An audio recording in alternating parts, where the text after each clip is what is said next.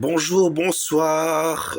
Je fais cette petite vidéo parce que j'avais entendu lors d'un de mes tirages par rapport au signe du taureau, donc je suis taureau, que j'allais vivre une guérison en décembre, en ce décembre 2024. Et je crois que c'est en cours ou que c'est fait et que c'est plus ou moins fait même. Il faut savoir que je suis quelqu'un qui avait un grand trouble de l'estime de soi, au point même qu'on pouvait parler même de perversion, tellement il y avait un trouble de l'estime de soi. Parce que il faut savoir que quand l'estime de soi est affectée, ça peut développer des perversions chez l'individu.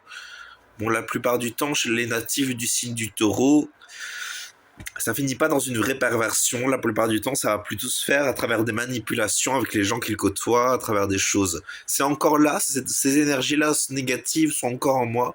Simplement, il y a quand même eu une part de guérison qui s'est opérée et ça va continuer, je pense. Et donc, je voulais faire une petite vidéo pour communiquer en quelque sorte cette expérience, pour qu'elle puisse être enrichissante pour tous. Donc, quelle est cette guérison? La guérison, c'est la guérison de l'estime de soi. L'estime de soi est renouvelée. C'est-à-dire qu'il y a cette capacité de s'estimer, qui n'est pas forcément de se valoriser, hein, mais vraiment de s'estimer, d'avoir de l'estime, de reconnaître que nous sommes précieux pour nous-mêmes, et que cette estime se trouve d'abord entre nous et avec nous, même si ça passe aussi avec le rapport avec les autres. Mais il y a cette dimension-là, il y a ces deux dimensions-là, euh, et à côté, il y a aussi la dimension du il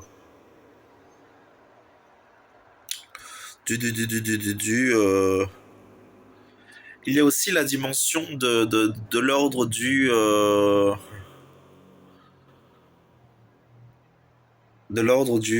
ouh là là, la mémoire file. La mémoire file, vraiment la mémoire file là. Euh, mais il y a cette chose de l'ordre de l'estime de soi qui vient guérir, qui se guérit par une compréhension, par une illumination. Cette capacité d'intégrer que déjà l'estime de soi, c'est pas quelque chose qui dépend du regard de l'autre. Ça, là, ça c'est le narcissisme quelque part. Cette estime de soi que l'on vit à travers le regard de l'autre et le fait d'être précieux pour l'autre, c'est plutôt le narcissisme qui peut être présent dans un certain degré, mais c'est toujours, il faut un narcissisme modéré, sain, qui soit teinté du réel. Et au final, la réalité, c'est que plus on va vers la lumière, plus on incarne et plus on est traversé par la lumière, plus au final on s'oriente vers l'estime de soi plutôt que vers le narcissisme.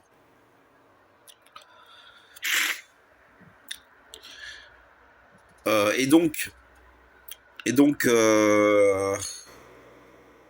y a la question donc du narcissisme et de l'estime de soi qui a été abordée. Et je voudrais discuter aussi de la question donc de comment pleinement guérir l'estime de soi pour tous les natifs du signe du taureau qui ont expérimenté cela. Il est important de vivre cette réalité, ce réel, c'est un savoir réel qui est de l'ordre que notre estime se trouve et que notre stabilité, notre capacité à nous stabiliser dans notre vie terrestre se trouve avant tout en nous-mêmes, pour nous-mêmes.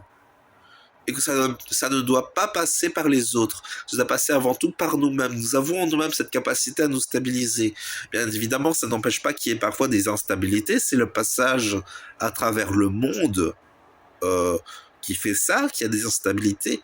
Mais la stabilité à l'intérieur de soi, l'estime de soi, on peut la trouver à travers ça.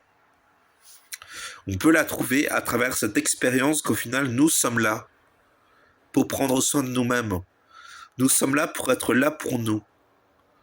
Nous avons ce soi divin qui est là entre l'individu et lui-même, ce soi qui le sert à travers lui-même et par lui-même, qui lui permet de vivre et de se stabiliser dans la vie. Et à partir du moment où l'individu natif du taureau vit et expérimente authentiquement ce soi, eh ben, le problème de l'estime de soi disparaît ou est guéri. Parce que, en quelque sorte, il n'y a plus cette question il n'y a plus cette question de...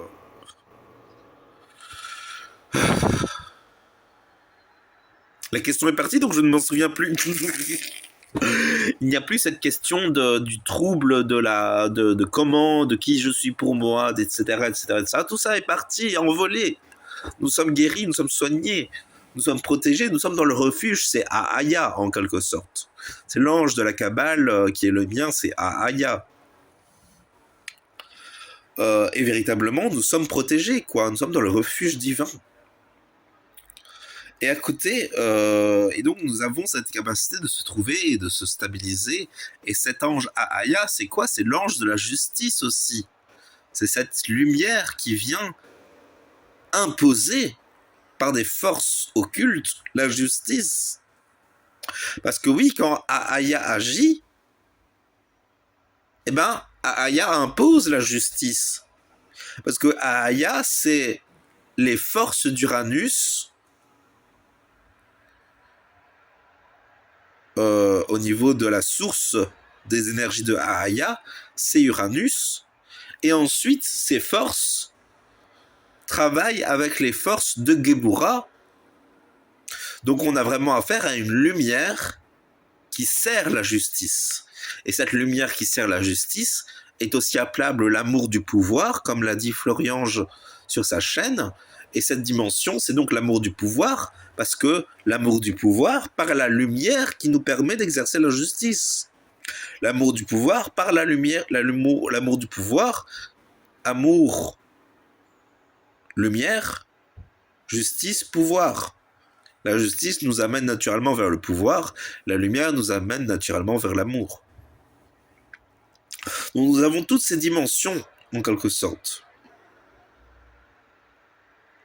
Bien évidemment, nous avons à nous ancrer dedans. Moi, c'est mon chemin personnel actuellement. J'ai à m'ancrer dans cette dimension de Ahaya. J'ai à m'ancrer dans cette capacité de vivre Ahaya pleinement.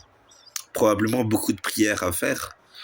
Mais bon, nous avons tous un chemin à traverser au fil de nos incarnations avec les 72 anges de la Kabbale. Et donc, pour ceux qui sont à cette 12e, en sachant qu'on commence par le niveau 72, puis on monte sur le niveau 71, puis on monte sur le niveau 70, jusqu'à donc arriver au niveau 12, qui est le mien, et ben, arrivé au niveau 12, on a avant tout à intégrer cette énergie du refuge, qui est cette énergie vraiment de la sécurité en soi, intime presque. C'est notamment la sécurité de la réalité de la vie sur Terre, avec Ahaya qui nous défend sur la Terre, mais aussi cette dimension de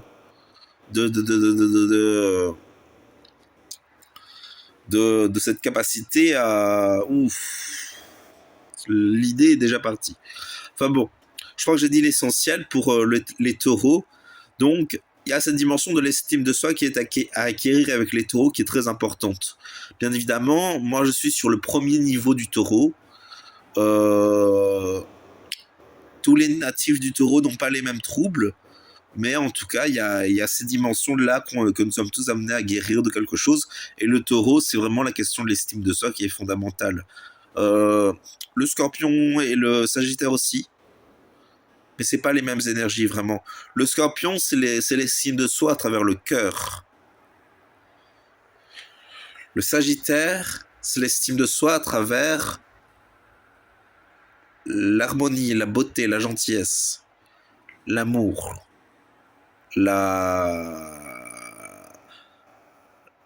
dimension de ce qui va générer des sensations et de la beauté en nous et les uns pour les autres. Et donc nous avons tout ça à manifester. Nous avons tous les 72 anges de la Kabbale à manifester et à incarner en nous, car ce sont les énergies de l'ascension quelque part. Enfin bon, voilà pour ce que je voulais vous dire. Je vous remercie d'avoir regardé la vidéo. Je vous souhaite une bonne journée ou une bonne soirée. Et au revoir. Merci.